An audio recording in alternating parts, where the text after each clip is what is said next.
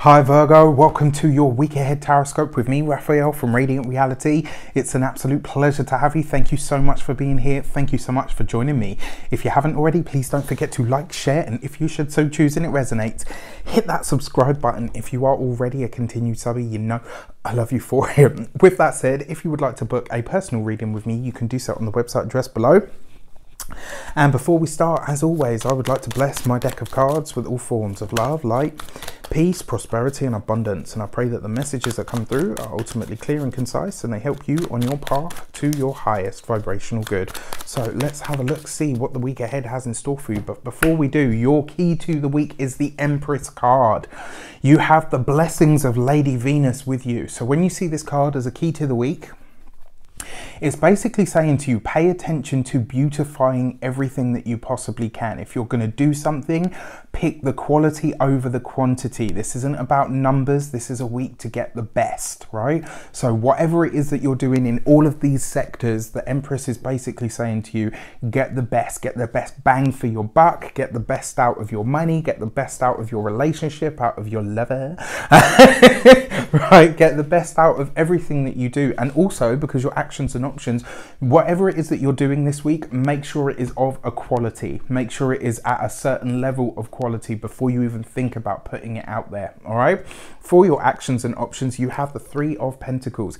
If you are working on releasing some sort of a course, some sort of something that you want people to study either with you or something that you're wanting to study, again, that whole idea of quality, right? So for those of you that are studying something on a personal level, whatever it is that you are working on at the moment, especially if you've got a deadline due, just because of what's come up, I'm going to ask you to, you know, I know they usually say like, if you don't go over your work again because you'll change it and then you'll mess it up. But this week, I feel like you probably need to go on, I feel like you need to go over what it is that you're waiting to submit, especially if it is something to do with studies. If you are about to release a course, just give it a once over or get somebody else to have a look over it so that you've got that kind of second opinion or outside a fresh eye.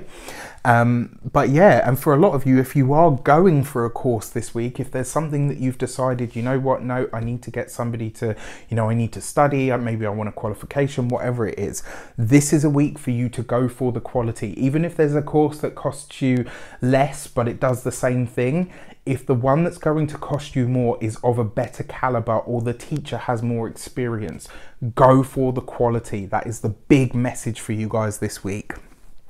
For your communications and conversations, you have the King of Cups. So this week, right, the quality of your communication is going to take on a very emotional feel, and it feels like a lot of you are really gearing up this week to talk about something that is very almost like very not necessarily something that you're not that you're not passionate about it, but it's more like this is really heartfelt to you. And so before you talk about it, you want to really formulate exactly what it is that you want to say so that people get that not only do you really care about this, but you also really know what you're talking about. So you're kind of coming at it from both angles this week. Now, it could be that some of you are interacting with either a teacher, a tutor, or a mentor of some kind this week. Could be coming up for you in some way, shape or form. That's really nice as well. The chances are this is going to be somebody that is either very different from you, excuse me, sorry, or this person is likely to be a water sign male, Pisces, Cancer or Scorpio. For your money and materials, you have the Six of Pentacles. The Six of Pentacles has been very active this week, which tells me that something on the wider world stage when it comes to money, transactions or finances is about to hit.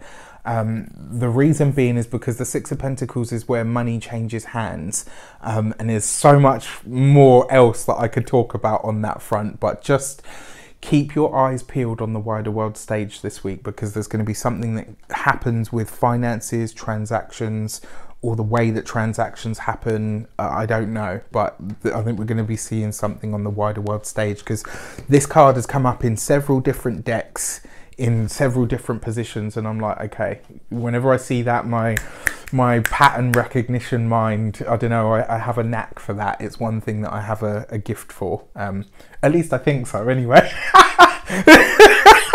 For your home and environment, again, if you are investing in the home, which it does look like you are, if there's something that you're paying out for when it comes to finances, especially if it revolves around or centers around beautifying the home or something to do with water in the home, i.e. putting in a water feature, speaking to a plumber, if it's anything like that, if it's going to cost you more, just pay it. All right, I know that it's like easy for me to say like, yeah, you know, just throw money at it.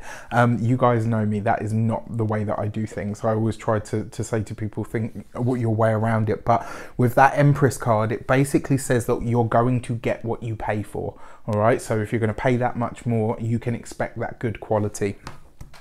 For health-wise, your Six of Pentacles is Libra ruled, right? And for me, the Six of Pentacles very often talks about your kidneys or any of that area. Now, I'm not saying you're suddenly just going to have renal failure or anything like that. I'm just saying if there is anything that comes up on a health level, I'm not a medical professional, can't give you that kind of advice, but if there is anything that comes up this week, it's very likely to be there. All right. For your love and relations, you have the Nine of Wands.